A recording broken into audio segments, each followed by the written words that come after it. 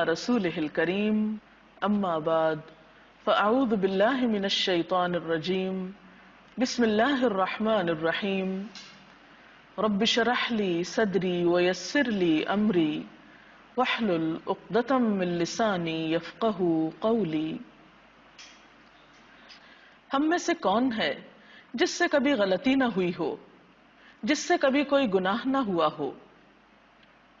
لیکن بہترین ہیں وہ لوگ جو غلطی کرنے کے بعد اپنی غلطی پر نادم ہوں، شرمسار ہوں، رجوع کر لیں، توبہ کر لیں اور اپنے رب سے بخشش مانگیں۔ اور اگر وہ اپنے رب کی طرف رجوع کریں گے تو رب کو بھی مہربان پائیں گے، جیسے حضرت آدم علیہ السلام نے جب اپنے رب سے رجوع کیا تو اللہ تعالیٰ نے بھی اپنی رحمتیں ان پر عام کر دیں۔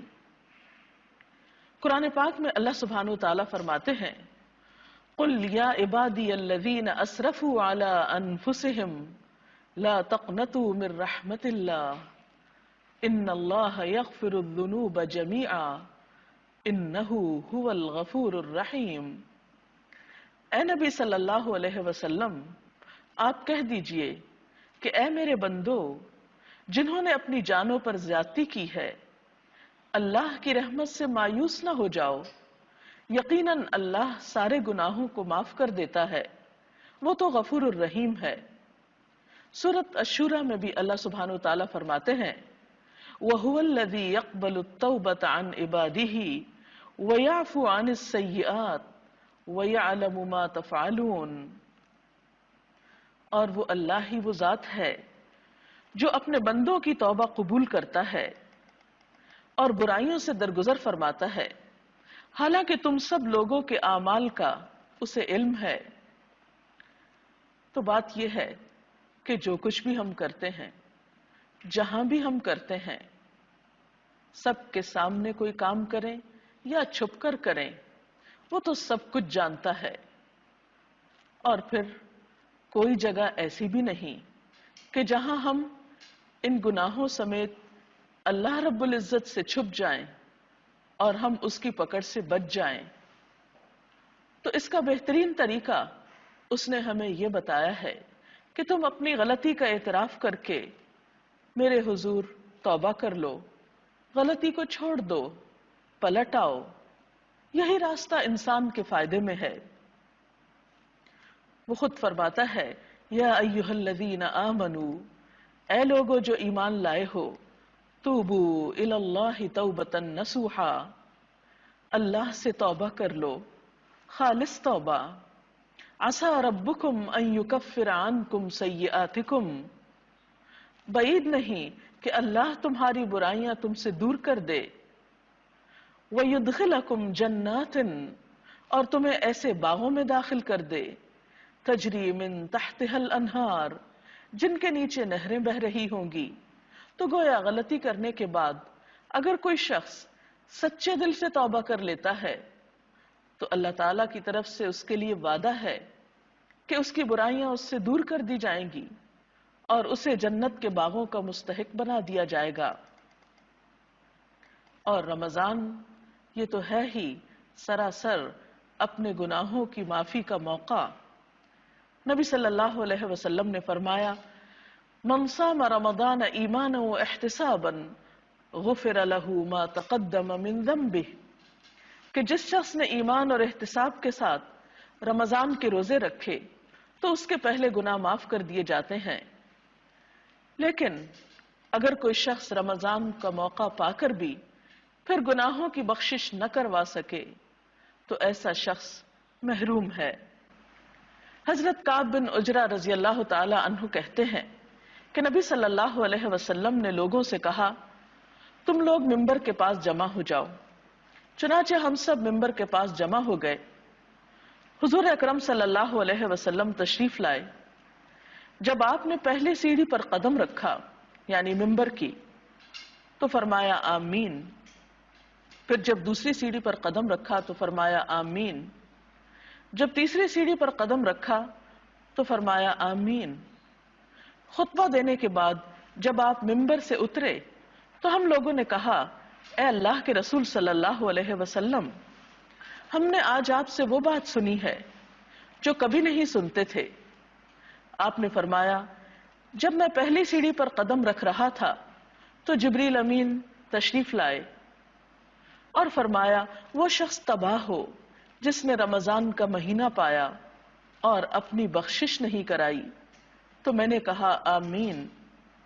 پھر جب میں نے دوسری سیڑھی پر قدم رکھا تو انہوں نے کہا، وہ شخص خدا کی رحمت سے دور ہو جائے جس کے پاس آپ کا نام لیا گیا اور اس نے آپ پر درود نہیں بھیجا۔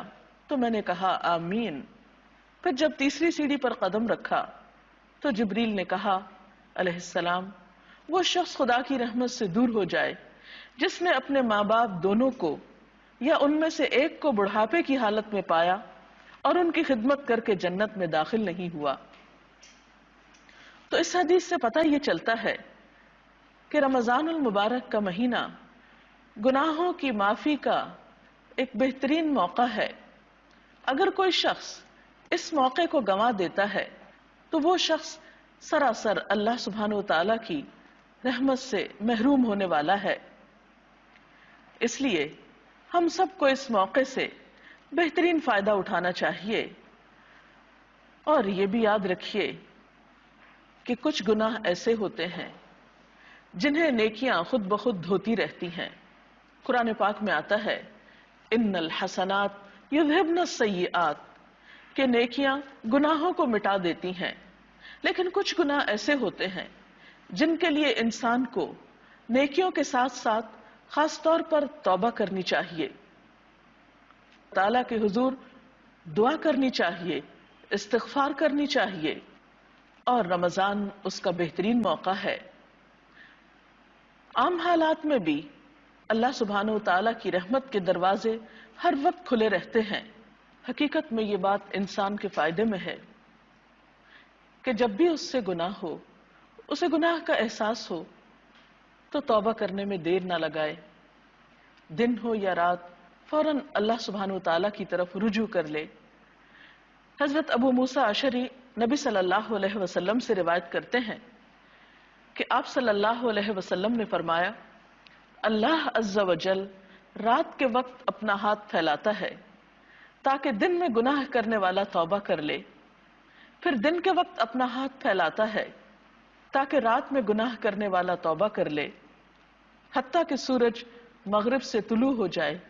گویا بندوں کی توبہ دن میں بھی قبول ہوتی ہے اور رات میں بھی قبول ہوتی ہے، حتیٰ کہ قیامت آ جائے، کیونکہ قیامت کے آنے پر توبہ قبول نہ ہوگی جب انسان کے سامنے اس کے اعمال آ جائیں گے اور وہ اپنا برا انجام دیکھ لے گا۔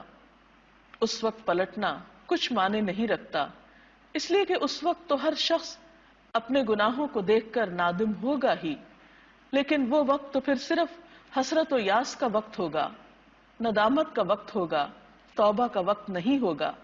ایک اور حدیث میں آتا ہے، ان اللہ یقبل توبۃ العبد ما لم یغرغر، اللہ بندے کی توبہ قبول کرتا ہے جب تک کہ اس کا سانس نہیں اکھڑتا۔ توبہ کی شرائط میں سے اہم ترین شرط یہ ہے کہ انسان اپنے گناہ کا اعتراف کرے، کیونکہ اگر کوئی شخص گناہ پر اصرار کرے اور گناہ کو گناہ ہی نہ سمجھے، اپنی غلطی کو غلطی ہی نہ مانے، تو ایسے شخص کے لیے توبہ نہیں۔ حضرت عائشہ رضی اللہ تعالی عنہا کہتی ہیں کہ رسول اللہ صلی اللہ علیہ وسلم نے فرمایا، بندہ جب اعتراف گناہ کے ساتھ توبہ کرتا ہے تو اللہ تعالیٰ اس کی توبہ قبول فرماتا ہے۔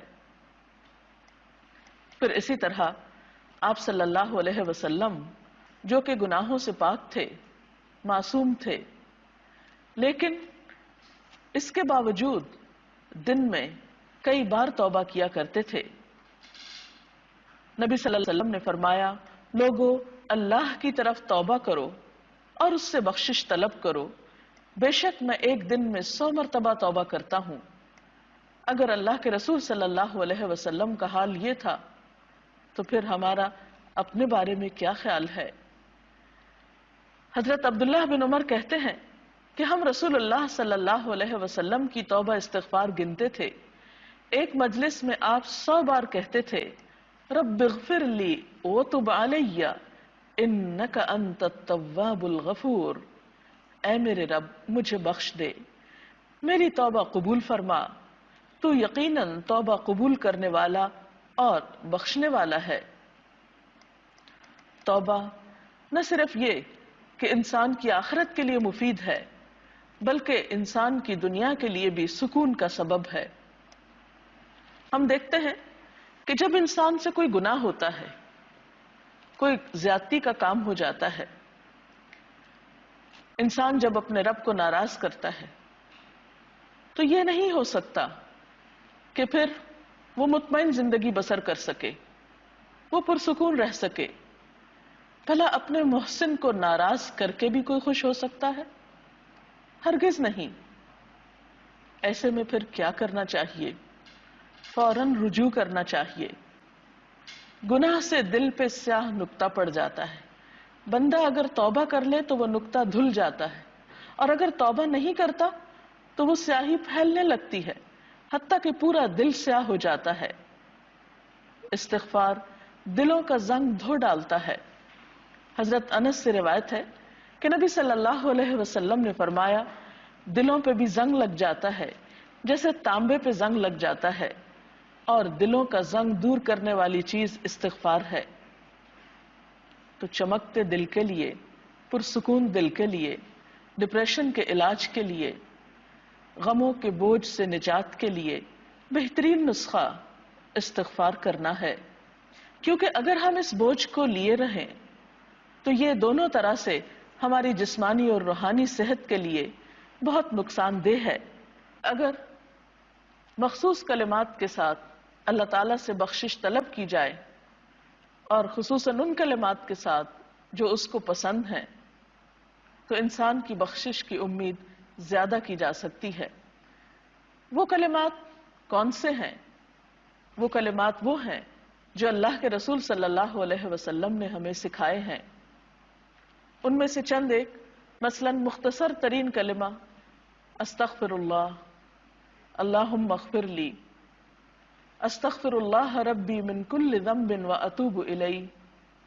پھر اسی طرح سید الاستغفار، اللہم انت ربی لا الہ الا انت خلقتنی وانا عبدک وانا علی عہدک ووعدک ما استطعت اعوذ بک من شر ما صنعت ابوء لک بنعمتک علی وابوء بذنبی فاغفر لی فانہ لا یغفر الذنوب الا انت۔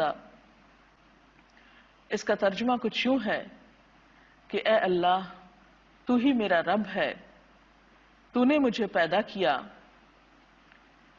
تیرے سوا کوئی معبود نہیں، تو نے مجھے پیدا کیا ہے اور میں تیرا بندہ ہوں، میں اپنی استطاعت کے مطابق تجھ سے کیے ہوئے عہد اور وعدے پر قائم ہوں، ان بری چیزوں سے جو میں نے کی ہیں تیری پناہ مانگتا ہوں، مجھ پر تیری جو نعمتیں ہیں میں ان کا اعتراف کرتا ہوں، اپنے گناہ کا اعتراف کرتا ہوں، میری بخشش کر دے، میری مغفرت کر دے کہ تیرے سوا کوئی گناہ معاف نہیں کر سکتا۔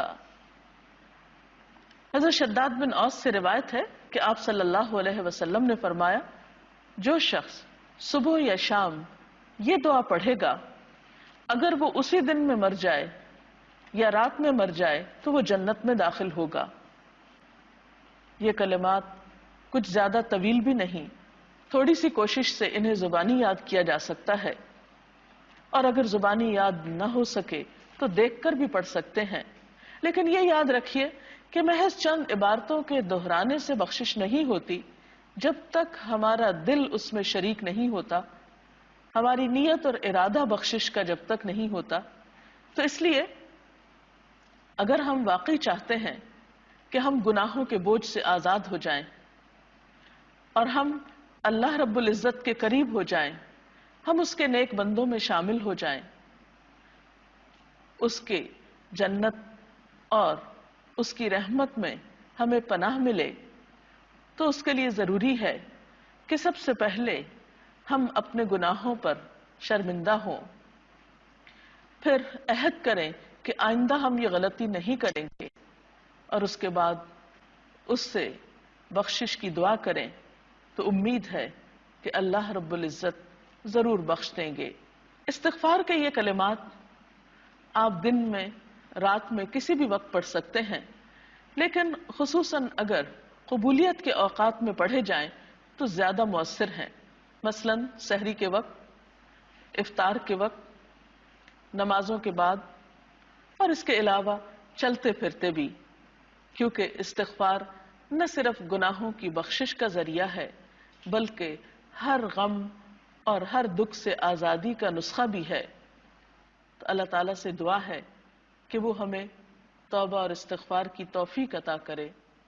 وآخر دعوانا ان الحمد للہ رب العالمین۔